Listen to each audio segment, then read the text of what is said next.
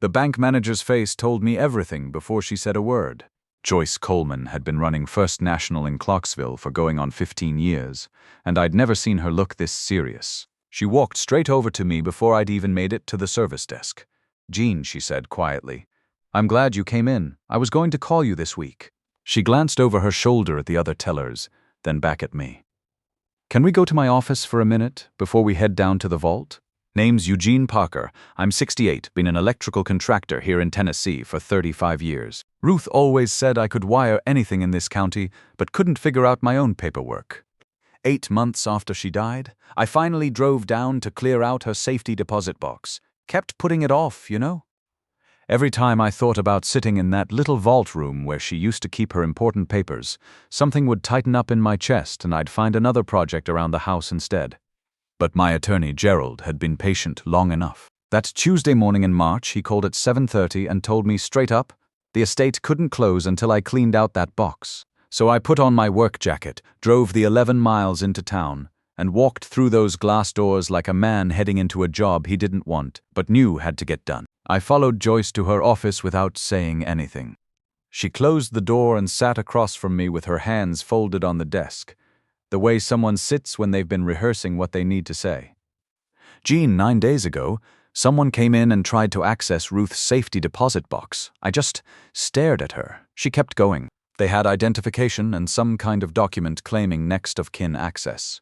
Our procedure requires the estate executor to present original death certificates and probate paperwork.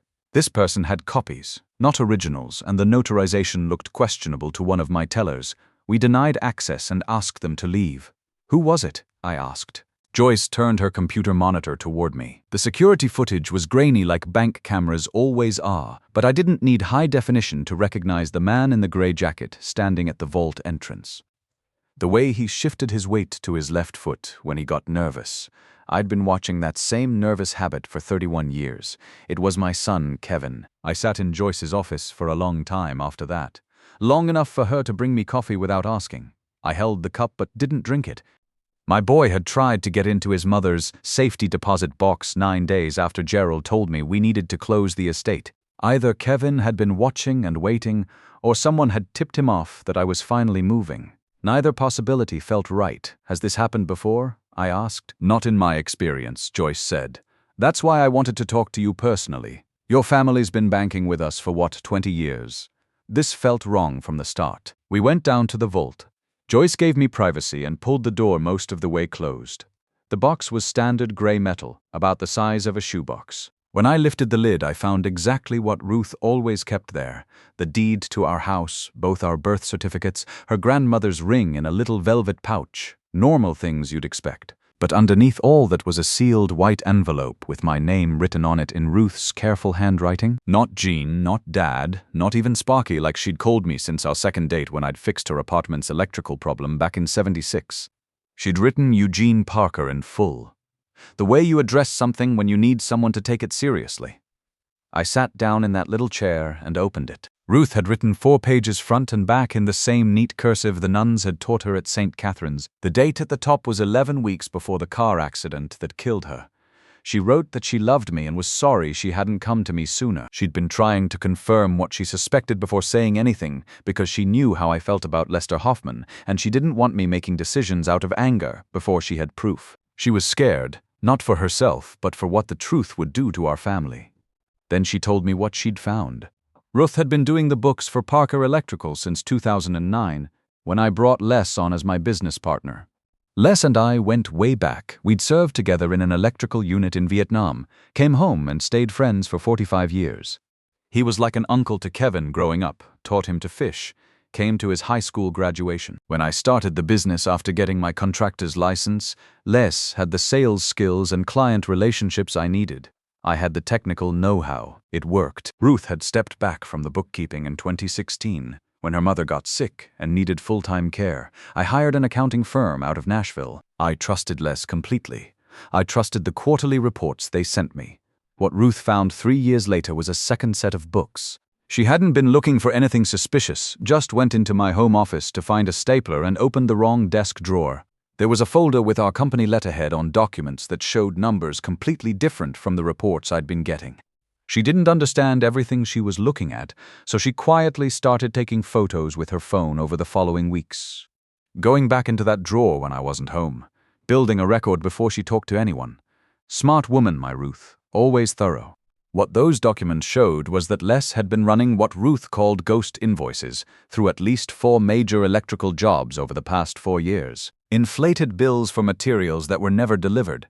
Payments to subcontractors that existed only on paper. Wire and conduit orders that got billed to clients but never showed up on our actual job sites. The money that should have been company profit was getting diverted somewhere else entirely, and Kevin's name was on some of the approval forms. My son had been working for us for 3 years by then, handling project logistics and material ordering. I'd given him that job because I believed in family business, in building something to pass down. Kevin was 28 then, eager to prove himself worthy of eventually taking over the electrical contracting operation I'd spent 3 decades building. What I didn't know was that Les had been telling him these payments were part of some streamlined efficiency protocol he'd learned in military logistics during our time in Vietnam. Les was good at that kind of talk, made everything sound official and above board. He'd tell Kevin things like your dad's got enough on his plate with the technical side, so we handle the administrative efficiency improvements. Kevin wanted so badly to show he could handle real responsibility. Les used that against him. Ruth's letter ended with her writing that she'd copied all the photos onto a USB drive, which she'd put in a little red case in the safety deposit box. She'd been planning to contact our attorney Gerald and a forensic accountant she'd researched in Nashville before talking to me. She wanted everything documented properly. Wanted to protect me from acting before we knew the full scope of what was happening. 11 weeks later, she hit black ice on Highway 79 coming back from her mother's house and didn't make it home. I sat in that vault for a long time. Then I found the red case tucked under her grandmother's ring, put it in my jacket pocket, and walked out into that March afternoon. The next few days were rough in ways I hadn't expected. I didn't sleep much. I'd sit at the kitchen table before dawn with Ruth's letter spread out in front of me, going through anger and grief in cycles I couldn't control. I missed her something fierce, that physical ache you get behind your ribs that won't go away. Now that missing was mixed with something sharper. She'd been carrying this alone, taking secret photos while she cooked dinner and tended her garden and sat with me on the porch in the evenings watching the fields go dark. She'd been protecting me, and then she was gone and the protection went with her. On the 4th day, I called Gerald Stevens. Drove to his office in town and put the USB drive and Ruth's letter on his desk without saying a word. Gerald's been practicing law in Clarksville for 25 years, handled everything from simple wills to complex business disputes. He read the letter twice, then spent the better part of an hour going through the photos without speaking. When he finally looked up, his expression wasn't surprise. It was the careful, neutral look of a lawyer who's seen this kind of thing before and knows the person sitting across from him is operating on thin ice emotionally. "Gene, we need to move very carefully here," he said. "I want to bring in a forensic accountant I know in Nashville. Woman named Linda Martinez, who's testified in federal fraud cases. She can tell us exactly what we're looking at and how bad it is." He told me not to confront Les, not to confront Kevin, not to give any sign that anything had changed. "Business as usual until we know what we're dealing with," he said. I asked him about the accident. Gerald was quiet for a moment, leaning back in his chair. "That's a question for a different kind of professional, Gene. But it's a reasonable question." He didn't dismiss it, just held it there between us like serious men hold serious possibilities. I drove home and fed my old dog Rex and sat on the porch watching the sun go down.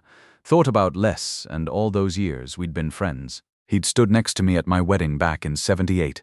Sat at my table at Ruth's funeral last October and told me how sorry he was for my loss.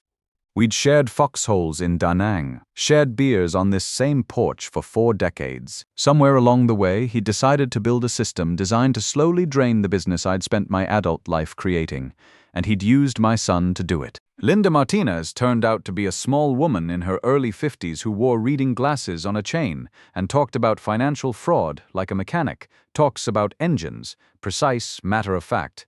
No drama about what needed fixing. She came to Gerald's office on a Thursday morning and spent 4 hours with Ruth's USB drive and her laptop computer. When she finished her preliminary analysis, she gave me the numbers straight. Based on what Ruth had documented, the scheme had been running for approximately 4 years and involved systematic billing inflation and ghost vendor payments across at least 7 different electrical projects.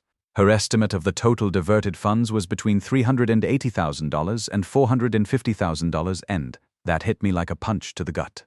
Not just the money, though. $400,000 represents about 2 years of profit for a small electrical contractor like me. It was the systematic nature of it. This wasn't some moment of weakness or one bad decision.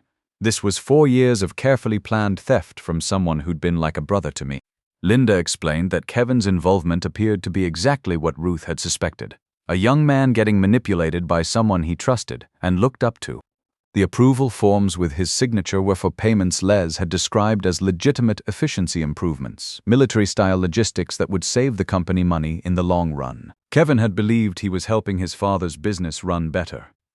Les had convinced him the unusual payment structure was necessary for tax reasons he wouldn't understand. Your son was being used, Linda said simply. This is a classic manipulation pattern in family business fraud cases. I drove home thinking about my boy. Kevin was 31 years old now. Ruth had named him after my father, who died when I was barely out of high school. Kevin had played baseball through junior year. Took a couple years after graduation to figure out his direction before coming to work with us. He'd always been the kind of kid who needed more runway than his sister Sarah before he found his footing. I'd given him that runway. I'd given him patience and encouragement, and every chance I had to give. Les had turned all of that against him. Sarah lives up in Cincinnati now, works for an insurance company, married a good man who treats her right. She'd always been more decisive than Kevin, knew what she wanted and went after it. Kevin was different, more thoughtful, wanted to make sure he was doing things the right way. That careful nature that made him a good project coordinator also made him vulnerable to someone like Les, who could present theft as efficiency and fraud as innovation. Gerald filed for what he called a routine audit as part of Ruth's estate proceedings. Since my ownership stake in Parker Electrical was part of her estate, we had legal grounds to request a comprehensive financial review. Les didn't object when Gerald's office sent the paperwork. Had no reason to think it was anything but standard probate requirements.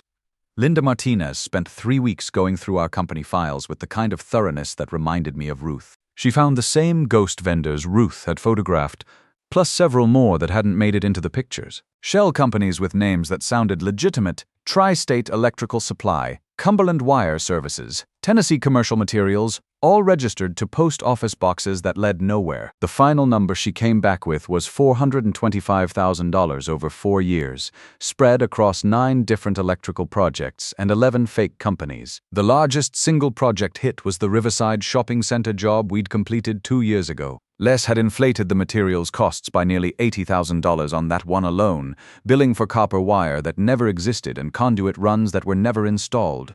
Most of the shell companies had been properly dissolved after serving their purpose, but one was still technically active. Nashville Electrical Logistics was registered under the name of Les's nephew Danny, a college kid who probably had no idea his uncle was using his identity to steal from his old army buddy.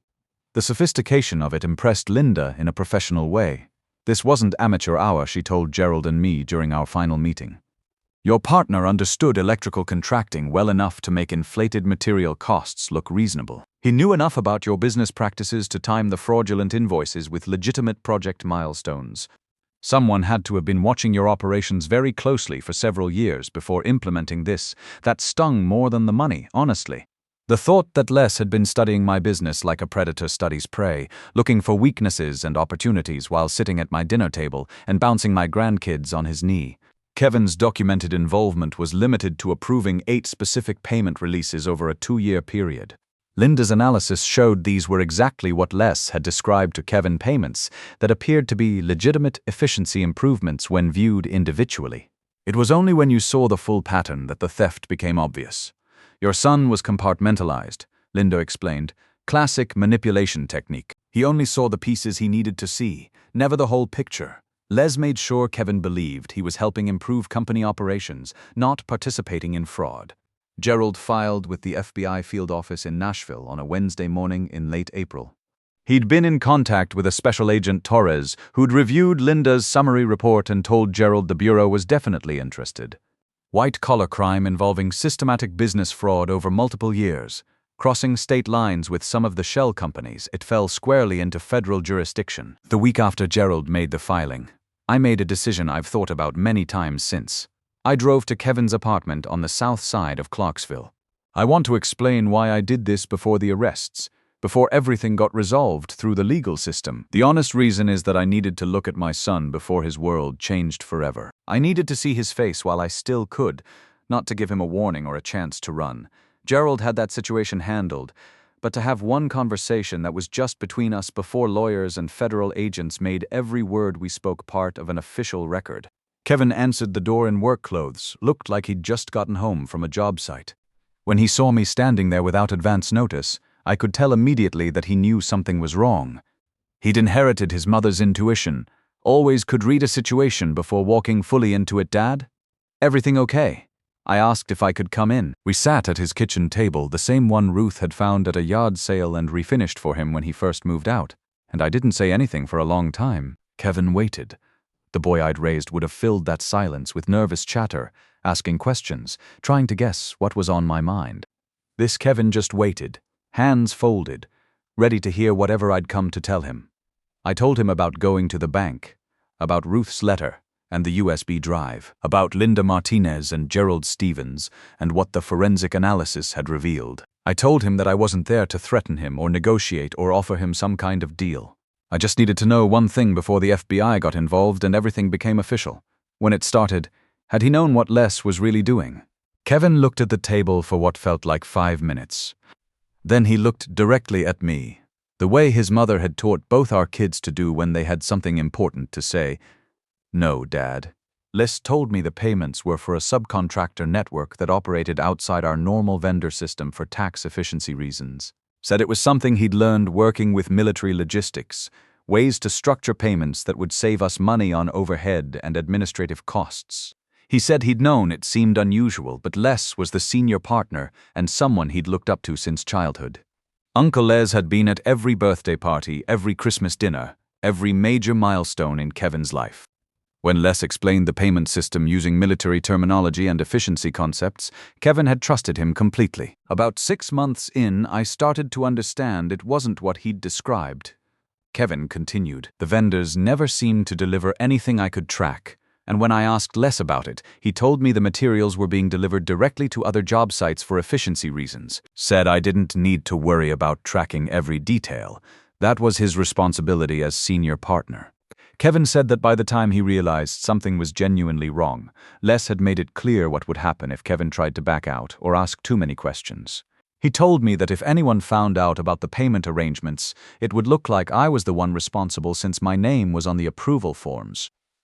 Said I'd go to prison and Dad would lose everything trying to defend me. I believed him, not because I needed to, not because it made everything easier to accept. I believed him because Kevin had been a terrible liar since age 7, and because the look on his face when he talked about his mother was the same devastated expression I'd been seeing in my own mirror every morning since October. I told him what was coming. Told him the FBI was involved and he needed to get himself a very good attorney. I told him that Gerald had recommended someone in Nashville who specialized in federal cases and that I'd cover the legal fees. Then I told him I loved him, that none of this changed that, and I went home. The FBI moved on a Friday morning 6 weeks later. Les was arrested at his office on federal fraud charges while a forensic accounting team began seizing our company's financial records. By the time Gerald called to tell me it was happening, Les was already in federal custody and the investigation was official. I won't pretend it felt like the revenge stories you see in movies. There was no dramatic moment of confrontation where I got to tell Les exactly what I thought of him. No scene where I stood over him with the upper hand, delivering the perfect line that tied everything together. What I felt mostly was tired in a way that goes deeper than sleep, and underneath that exhaustion, something that might have been relief. The investigation into Ruth's accident was opened separately by a different office based on Gerald's formal request. I can't tell you that I got a definitive answer on whether her death was truly accidental. What I can tell you is that the accident reconstruction specialist who reviewed the original report found what he characterized as anomalies worth examining, and that investigation remains open to this day. Whether it ever gets resolved with complete certainty, I don't know. I've had to make peace with not knowing everything. What I do know is that my wife spent the last weeks of her life trying to protect what we'd built together over 4 decades of marriage and 35 years of business. She was methodical and brave, handled it quietly without drama the same way she'd approached every difficult situation in our lives. She gathered evidence, documented everything carefully, and put it somewhere safe before writing me that letter. She signed it the way she'd signed every Christmas card and birthday note she ever tucked into my work jacket pocket. All my love, always, Ruth. The company got restructured through the legal proceedings. Les's personal assets were subject to a federal recovery order, and while we didn't get back every stolen dollar, enough came back to stabilize the business.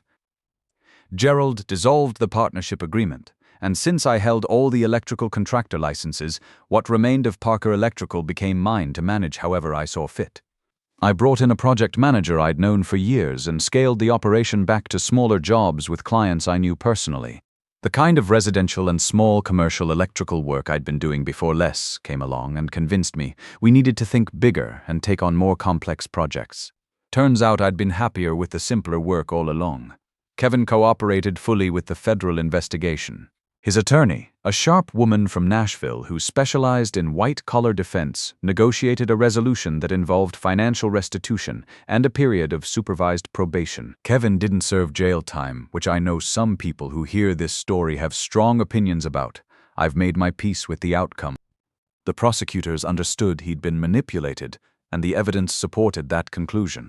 Kevin's working as a high school shop teacher now, teaching kids basic electrical skills and carpentry.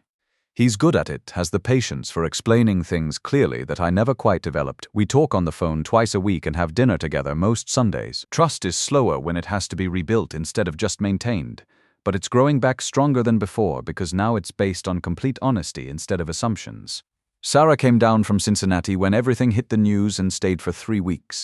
She handled all the paperwork I couldn't face, cleaned out the rest of Ruth's personal belongings that I'd left untouched since the funeral, and made sure I was eating regular meals and getting some sleep. She's always known when to help and when to step back, a gift she inherited from her mother that I've been grateful for more times than I can count. There's one more thing I want to say about this whole experience, and it's the thing I've turned over most often in my mind during the months since everything got resolved. I'm 68 years old. When Les designed his scheme to steal from Parker Electrical, I think part of his calculation was that I was the older partner, the one starting to think about retirement, maybe not watching the business operations as closely as I had when I was younger. That calculation was wrong, but I have to be honest about why it almost worked.